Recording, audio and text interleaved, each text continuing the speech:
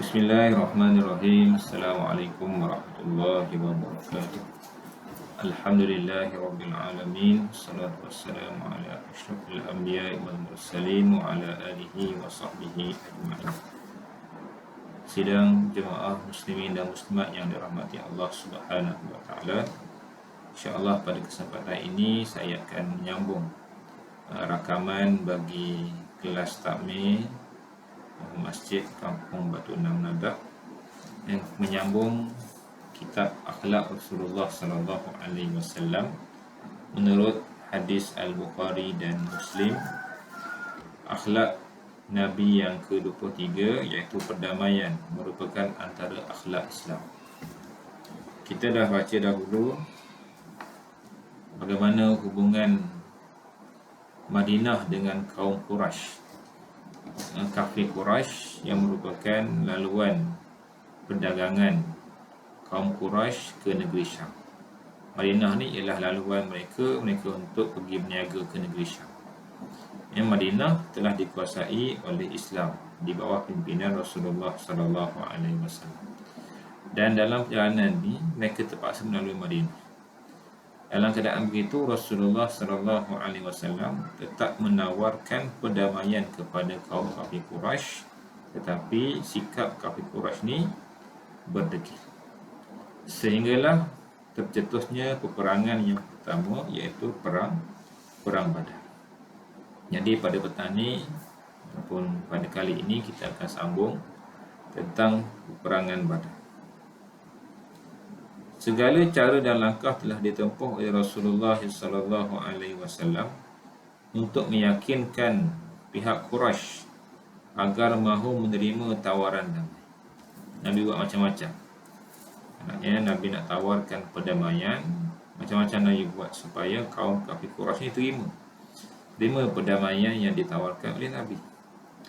Namun semua itu gagal. Orang kafir tak terima. Kafir Quraisy tak terima juga perdamaian yang ditawarkan oleh Rasulullah sallallahu alaihi wasallam. Ya, sehinggalah dengan terpaksa tentera muslimin ditempatkan di jalan yang dilalui oleh kabilah peniaga kaum Quraisy yang kembali dari Syam. Sehinggalah terpaksa diletakkan tentera Islam di jalan yang dilalui oleh kabilah Quraisy yang pulang daripada negeri Syam. Jalan yang mereka lalu ni terpaksa letak tentera.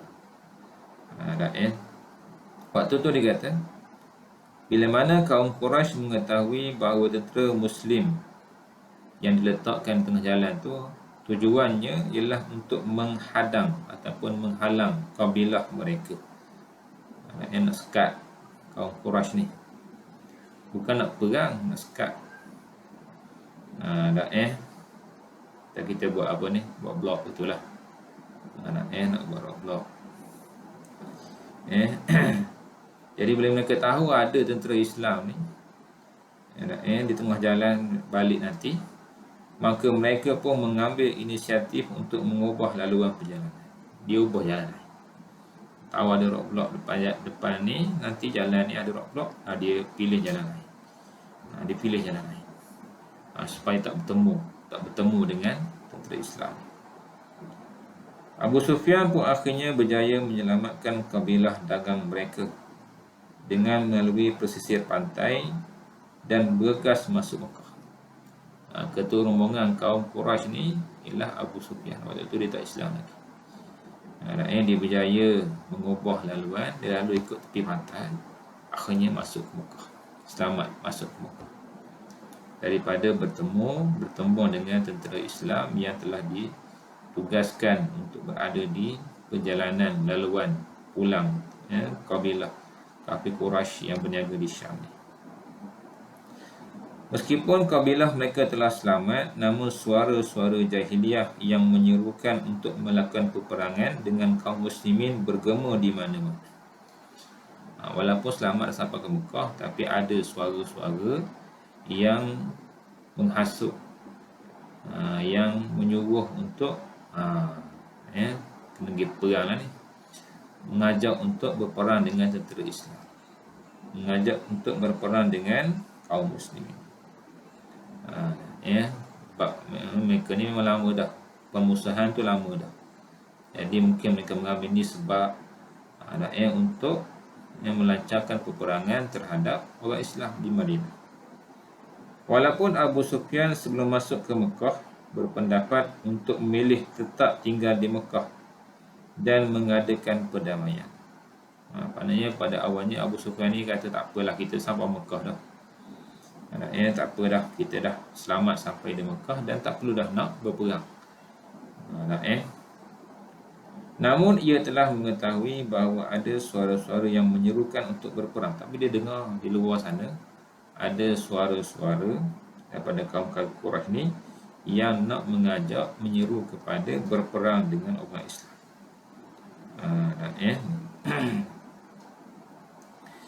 Dia tahu. Jadi kecenderungan Abu Sufyan ni nak berdamai. Cuma di luar sana banyak suara-suara yang menyeru, menghasut kepada peperangan dengan orang Islam. Oleh sebab itu ia berkata, sesungguhnya kamu keluar untuk menjaga rombongan dagang kamu dan kamu telah berjaya menyelamatkannya. Oleh itu kembalilah. Dia kata tujuan tadi, kita keluar tadi nak selamatkan kabilah perniagaan kita yang balik daripada Syam, dan mereka ni selamat dah. Jadi baliklah, mana tak perlu perang. Ini pendapat Abu Sufyan. Dan banyak pihak bersetuju dengan pendapat Abu Sufyan yang pada asalnya tidak mahu melakukan peperangan terhadap tentera Islam. Akan tetapi Abu Jahal tetap berkeras agar mereka tidak kembali ke Mekah. Tapi ada pendapat lain, iaitu juga seorang lagi pemimpin Quraisy yang keras ni, yang kuat memusuhi Nabi SAW, Abu Jahal. Biasa dengar nama dia ni, semasa Nabi di Mekah, dia lah antara yang banyak buat jahat. Abu Jahal keras, dia kata tidak mahu kembali ke Mekah. Dia berteriak, jerit, sungguh demi Tuhan, kami tidak akan kembali ke Mekah sehingga kita berada di kawasan Badar. Sehinggalah dia nak pergi ke Badar, medan perang Badar ni, dan kami menetap di sana selama 3 hari 3 malam. Kami berpesta ria di sana, menyembelih haiwan, makan minum khamar, arak, dan mendengarkan lagu, agar semua bangsa Arab mendengar, sehingga mereka tetap takut kepada kita. Ini nak tunjuk hebat, nak tunjuk mereka ni hebat, supaya orang lain, bangsa Arab lain timbul rasa gerun terhadap kaum Quraisy ni. Ni pendapat Abu Jahal, nak keluar ke Badar, maknanya nak menunjukkan kekuatan mereka. Kalau ada yang nak berperang pun mereka rasa kuat. Ini pendapat Abu Jahal. Ketika itu ramai di antara mereka yang tidak mahu kembali ke Mekah kerana mereka khawatir dituduh sebagai pengecut dan takut kepada tentera Muslim. Waktu itu ramai pula daripada kaum kafir Quraisy ni yang setuju dengan pendapat Abu Jahal, yang tak nak balik ke Mekah. Tak nak balik ke Mekah tu lah, nak pergi ke medan Badar, nak berperang dengan tentera Islam dengan alasan takut dikatakan mereka ni pengecut, penakut. Pada waktu itu yang memilih untuk kembali hanyalah Bani Zahrah. Bani Zahrah sahaja daripada kalangan yang pergi berniaga tadi yang balik terus ke Mekah. Maknanya Bani Zahrah ni tidak terlibat dengan perang. Yang lain tetap memilih untuk melanjutkan perjalanan dan berperang melawan tentera Muslim. Semangat nak lawan tentera Islam. Meskipun keadaan seperti itu, Rasulullah SAW tetap berusaha untuk mencari ruang-ruang perdamaian dan menghindarkan pertumpahan darah. Walaupun kaum kafir Quraisy semangat dah nak perang dengan Nabi, tapi Rasulullah SAW tetap berusaha untuk mencari ruang-ruang perdamaian. Nak elak berlakunya peperangan, nak elak berlakunya pertumpahan darah. Yang kita kena ingat, apa guna kalau orang tu mati dalam keadaan kafir? Lebih baik kalau kita berjaya dakwah dia dan berjaya mengislamkan dia, sehinggalah dia akhirnya mati dalam keadaan beriman kepada Allah. Itu tujuan utama Nabi diutuskan, menyelamatkan manusia dengan Islam. Bukan tujuan Nabi ni nak pergi perang orang, mati saja dah. Itu bukan keutamaan tujuan keutusan Rasulullah SAW. Tetapi oleh kerana peperangan yang pertama ini tidak dapat dielakkan lagi, maka terpaksalah Rasulullah SAW mempersiapkan tentera sebanyak 313, dan dikatakan jumlah musuh ialah seramai 1000 orang. 313 tentera Islam lawan 1000 orang. Yang kuda ada 2 ekor je. Belah tentera Islam ni ada 2 ekor. Dengan jumlah senjata yang sedikit berbanding tentera musuh. Jumlah tentera ramai dah, senjata lagi, kuda lagi, semuanya lebih alik musuh. Baik, bila dah bersiap untuk berperang, baginda berpesan kepada kaum muslimin agar tidak memulakan peperangan kecuali mereka telah diizinkan. Ni disiplin perang. Bila Nabi dah izinkan untuk perang, barulah boleh serang, baru boleh perang. Baginda juga berpesan kepada mereka untuk tidak membunuh beberapa pihak yang baginda jelaskan nama-nama mereka, kerana mereka dipaksa oleh kaum Quraisy untuk ikut bersama. Dan Nabi sebut juga ada di kaum Quraisy yang keluar sekali ni, mereka bukan nak pergi perang, tetapi mereka dipaksa oleh kaum Quraisy. Ini jangan bunuh. Jangan bunuh. Yang ni bukan mereka nak, tujuan mereka ni bukan nak pergi perang, tapi mereka terpaksa. Jangan bunuh. Nabi kata, dan seandainya mereka disuruh memilih, maka mereka pasti lebih memilih untuk damai dan tetap tinggal di Mekah. Ada sebahagian datang ke bab Badar tu, kalaulah boleh mereka pilih, mereka nak duduk Mekah, tak nak pergi perang, tetapi dipaksa oleh kaum kafir Quraisy. Golongan ni Nabi kata jangan bunuh. Ni pendekatan Nabi ni. Pendekatan damai dan juga disiplin dalam perang. Bukan semua orang yang boleh dibunuh. Sebab tu dalam perang ni juga, kalau kita baca nanti, kaedah perang Nabi memberi larangan dengan perang, jangan bunuh orang tua, jangan bunuh budak-budak, jangan bunuh orang yang berada di rumah ibadat dan sebagainya. Rasulullah SAW berperang menghadapi musuh yang jumlahnya lebih ramai daripada jumlah tentera Muslim.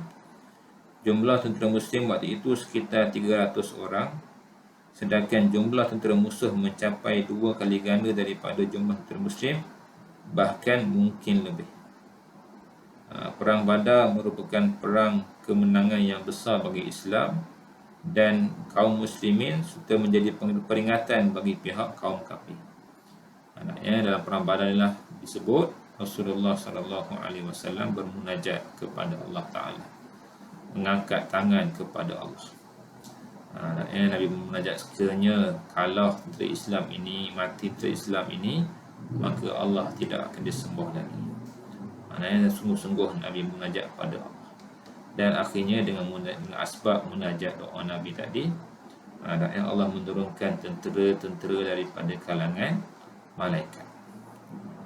Ini maknanya pergantungan kepada Allah ni kena ada. Banyak riwayat-riwayat menyebut malaikat turun. Yang ada sahabat tentera Islam yang mengejar musuh, yang baru nak tetap, baru nak pegang pedang, nak tetap kepala musuh ni, putus kepala musuh.